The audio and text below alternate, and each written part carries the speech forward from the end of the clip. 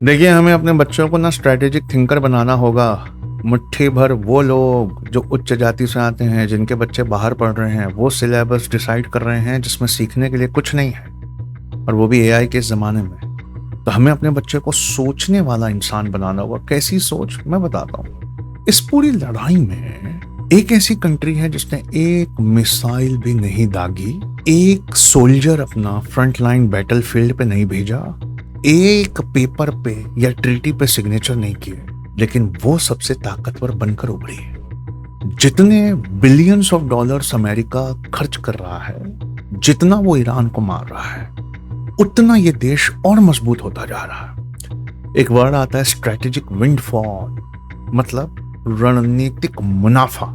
ये देश दोनों हाथों से समेट रहा है, और इस देश का नाम है पुराना जमींदार रशिया।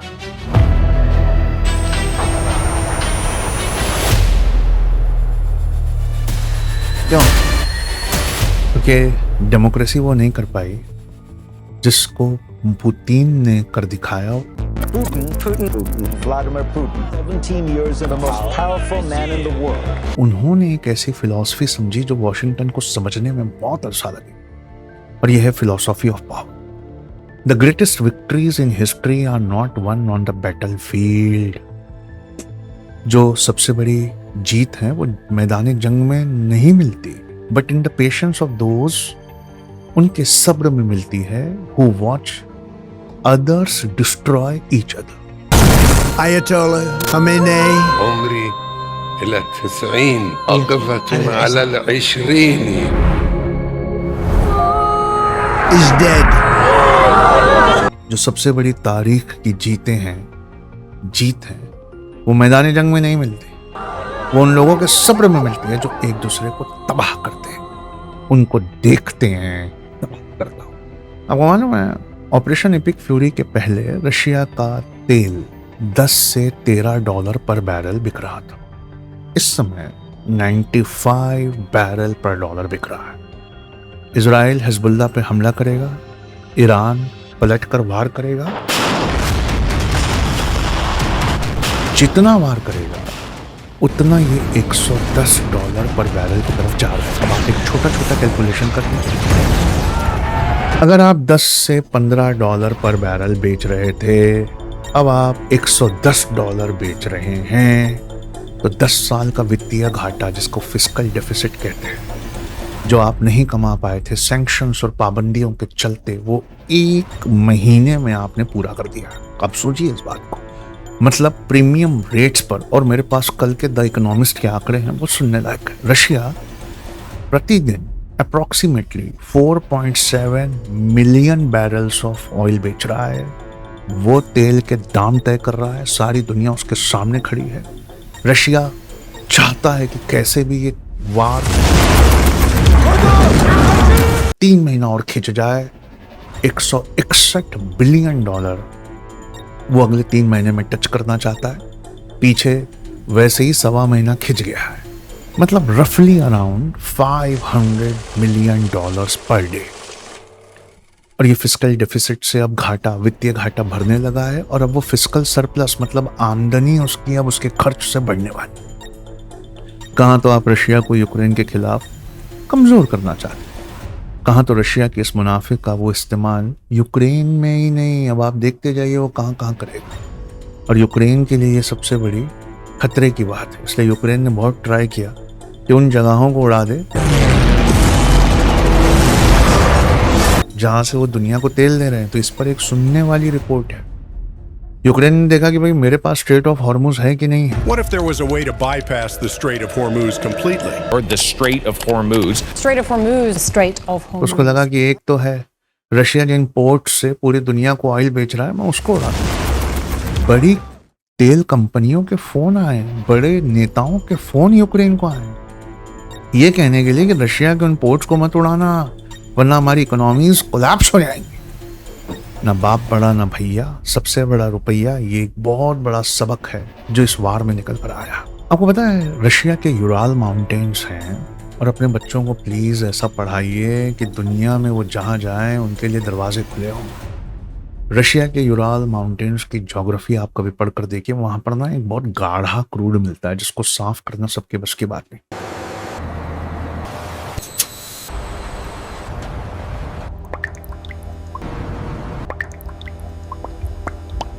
इस वक्त रशिया के यूराल माउंटेन्स से निकला हुआ ये जो गाढ़ा तेल है, और रशिया जिसने अपना मार्केट खो दिया था गल्फ एक्सपोर्टर्स को, पूरी दुनिया उसके पास है। जब भी ये वार खत्म हो, गल्फ की ताकतों को दोबारा पूरा मार्केट नहीं मिलेगा, क्योंकि दुनिया अपना सबक सीख चुकी है। अब ऑल्टरनेट रिसोर्सेस पर वो नजर रखेंगे, वो देखेंगे कि भाई एक घर से एक, कहते हैं ना कि do not put all your eggs in one basket, एक थैली में सारे अंडे रखने से वो फूट जाते हैं। मतलब गल्फ को इस लड़ाई पे क्या मिला? पहले तो उनकी नाकामी।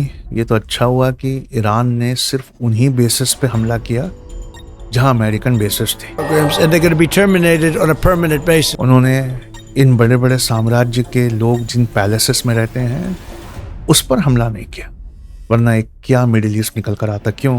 ईरान एक सबक देना चाहता था कि इजराइल है जो हमें अनस्टेबल करना चाहता है। America and Israel must stand together. मैं अनस्टेबल नहीं करना चाहता। अब सुनने वाली बात, गल्फ एक्सपोर्टर्स का सबसे बड़ा नुकसान यह है कि मार्केट शेयर उनका पहली तरह नहीं रह जाएगा। एशिया को तेल की इतनी प्यास लगी हुई है कि स्ट्रेट ऑफ हॉर्मुज खुलते ही वो ईरान के कच्चे तेल के लिए दौड़ेंगे। अब कंपटीशन में सिर्फ ईरान नहीं है, अब रशिया भी है। मतलब पहले वाली बात अब नहीं रह जाएगी, और दुनिया इस बीच इतना पैसा दे चुकी है तेल के लिए कि उनके खजाने खाली हो रहे हैं, तो जो अब सस्ता देगा वो उस तरफ दौड़े। रशिया इन पैसों से आर्टिफिशियल इंटेलिजेंस में जो इन्वेस्ट नहीं कर पा रहा था, नैनो टेक्नोलॉजी में जो इन्वेस्ट नहीं कर पा रहा था, और उसकी जो डिफेंस इंडस्ट्रीज हैं जो मौत की कगार पर आईसीयू में सांस ले रही हैं, सुखोई, मिग, आपको क्या लगता है ये फ्लाइंग कॉफिन क्यों कहलाते हैं?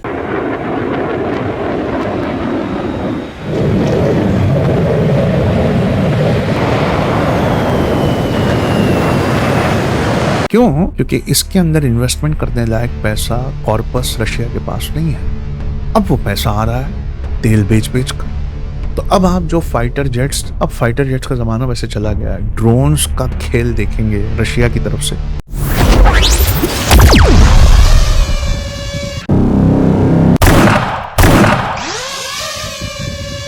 वो दुनिया देखेगी ही देखेगी। Art of war soon Tzu. देखिए, कुछ लोग हैं जो अपनी आइडियोलॉजी के चलते सिलेबस उठा के बदल देते हैं, आपकी तारीख तक मिटा देते हैं। खत्म, बाय बाय, टाटा। ऐसी किताबें लाती हैं जो बच्चों को क्लर्क बनाकर छोड़ दें। इस प्रोग्राम में, जो प्रोग्राम लॉन्च होने जा रहा है हमारा, उसमें हम अच्छी किताबें भी पढ़ाना चाहते हैं। सुन त्सू की आर्ट ऑफ वार है, उसमें एक लाइन लिखी है जो सुनना चाहिए। Let your plans be dark and impenetrable as night, and when you move they should fall like a thunderbolt. अपने मंसूबों को रात की तारीखी, रात के अंधेरे की तरह अभेद्य रहने दो, और जब तुम चलो तो ऐसा लगे जैसे तुम बिजलियां गिरा रहे हो। अमेरिका ने प्रिसीशन गाइडेड एम्यूनिशंस पे खर्चा किया, रशिया ने कुछ खर्चा नहीं किया, लेकिन एक चीज वो कर रहा है, वो चाहता है 3 महीना ये वार कैसे भी चले। तो कैस्पियन सी वो सी है जो रशिया और ईरान शेयर करते हैं। इसके पानी के जहाजों के रडार बंद कर करके ड्रोन्स बनाने के कंपोनेंट्स रशिया खुद और चाइना वाले कंपोनेंट्स रशिया के थ्रू ईरान को मिल।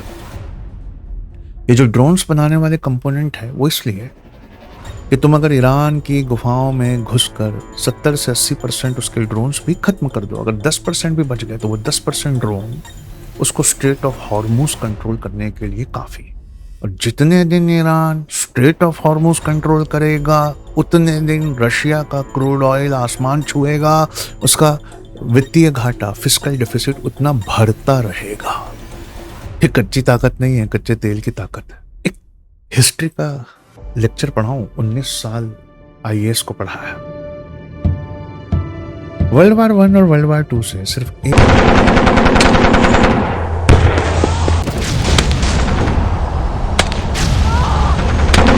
कंट्री थी जो ताकतवर बनकर उभरी। क्यों? वो दोनों साइड, दोनों तबलों पर हाथ रखती थी और दोनों साइड को हथियार सप्लाई करके बेहद मुनाफा कमाती थी। उस कंट्री का नाम यूनाइटेड स्टेट्स ऑफ अमेरिका था। And we responded with the best of America. इस वार से एक पुराना जमींदार उभर रहा है, सेम रोल प्ले कर रहा है जो अमेरिका ने 1914 और 1939 में प्ले किया था। The United States military has begun strikes in Afghanistan. Exhausted European empires America की तरफ देख रहे थे क्योंकि उन्होंने एक दूसरे को इतना बर्बाद कर लिया था कि उनके पास एक दूसरे को खड़ा करने के पैसे नहीं थे। तो फिर IMF आया, वर्ल्ड बैंक आया और वो अमेरिका की तरफ गए। लेकिन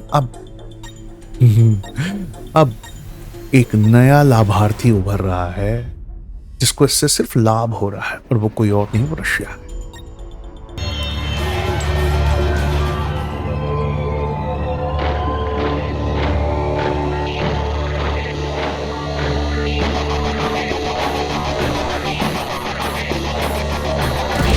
हर पैट्रियट मिसाइल जो अमेरिका फायर करता है वो मिलियंस ऑफ डॉलर्स से अमेरिका को वित्तीय घाटा देती है और वो जितनी फायर करता है रशिया बिना कुछ किए उतने मिलियंस ऑफ डॉलर्स से अपने ऑयल को बेचकर गेन करता है। और आने वाले ज़माने में US कितने भी डिप्लोमेटिक एफर्ट्स लगा ले, यूक्रेन की हालत सबसे कमज़ोर। इस वार से कोई कंट्री अगर उभरेगी तो वो यूक्रेन है। प्रेसिडेंट ज़ेलेंस्की कहते हैं कि मुझे रात दिन फ़ोन आ रहे हैं कि रशिया के ऑयल सेक्टर पर ड्रोन से हमला मत करो। और मैं सोचता हूँ, यूक्रेन के प्रेसिडेंट कहते हैं, मैं सोचता हूँ कि कर दूँ और सारी दुनिया को हमारा दर्द महसूस हो, जो दर्द यूक्रेन इतने दिनों से सह रहा है।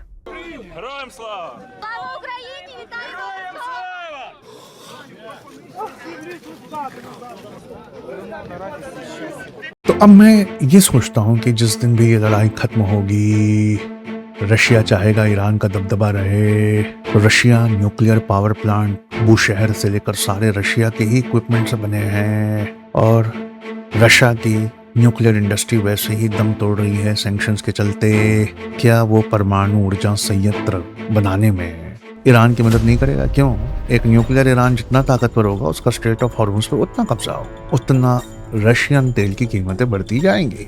ये है जो अमेरिका के ट्रम्प साहब नहीं देख पाए। और UAE, कतर, सऊदी अरब, Qatar, Saudi Arabia, UAE, Qatar और सऊदी अरब अमेरिका के सिक्योरिटी अम्ब्रेला से निकलकर अब ढूंढ रहे हैं किसी ऐसे को जो उन्हें सिक्योरिटी दे सके। दो ही नाम उभर कर आ रहे हैं, काश हमारी कंट्री का आता और हमारी कंट्री को ये कूटनीति करना चाहिए। जाइए इनको बताइए कि रशिया और चाइना तो शुरुआत से ईरान के साथ थे, हम न्यूट्रल हैं, हम आपको देंगे बदले में हमारी फौज यहाँ खड़े करने का जो भी बिल है उसको आप थोड़ा ऑयल और गैस में एडजस्ट कर देना। ये हमारे लिए सबसे बड़ी रणनीतिक जीत होगी एज अ कंट्री, इंडिया के लिए। तो बहुत सुनने वाली बात है। ईरान जो फायदा कमाएगा उससे अपने क्लाइंट्स को वो ताकतवर करेगा, हुथीज को जिनका बाब-एल मंदेब पे कब्जा है।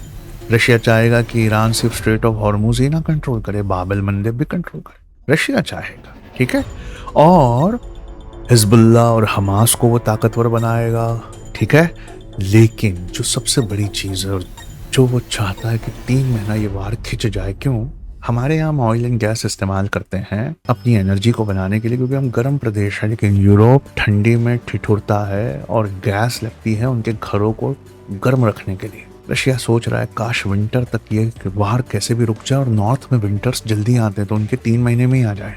उस वक्त 30 पाउंड पर मेगावाट से आज जो यूरोप बिजली बनाता है वो 60 पाउंड पर मेगावाट जाएगी और उस बिजली और को बनाने के लिए या घर को गर्म रखने के लिए जो गैस चाहिए वो रशिया से आएगी। तो पूरे यूरोप का इन्फ्लेशन बढ़ेगा। तो कहाँ ईरान और रशिया के जो क्लाइंट स्टेट्स हैं वो मजबूत हो रहे हैं और अमेरिका का क्लाइंट स्टेट यूरोप और कमजोर हो रहा है। ये चीज़ें हैं जो आपको उस निगाह से देखनी पड़ेगी। देखिए, जो दिखता है उसके परे देखिए और फिर जांचिए जो आप जानते हो। इस तरह की नॉलेज कोई AI नहीं हरा सकता, इसलिए अपने बच्चों को प्लीज़ आप जहाँ भी पढ़ा रहे हैं उन्हें अलिफ्स एकेडमी के आने वाले थिंकिंग प्रोग्राम में भी भेजिए, बहुत ज़रूरी है, उन्हें भेजिए। इंसानियत के लिए सबसे अहम पैगाम आखिरी है, मेरे हाथ में ताकत है तो मैं किसको मार सकता हूँ ये मत देखिए। सीखिए कब वेट करना है, कब सप्लाई करना है, कब पोजीशन लेनी है, कब दूसरों को ताकतवर करना है, कब पेशेंस रखना है। और ये चीज़ दुनिया की कोई और चीज नहीं। जब आप पर परेशानी आती है वही बनानी। तो अगर आपको लगता है कि दुनिया ने आपको सैंक्शन कर दिया है, आइसोलेट कर दिया है, डिसमिस कर दिया है, तो रुक जाइए ना, झेल जाइए। मोमबत्ती की आग फूकने से बुझ जाती है, जंगलों की आग आंधियों से और भड़क जाती है। एक शेर से खत्म करते हैं। आंधियों से लड़ रही है लौ मेरी, अब मशालों से बढ़ रही है लौ मेरी। I hope you understand.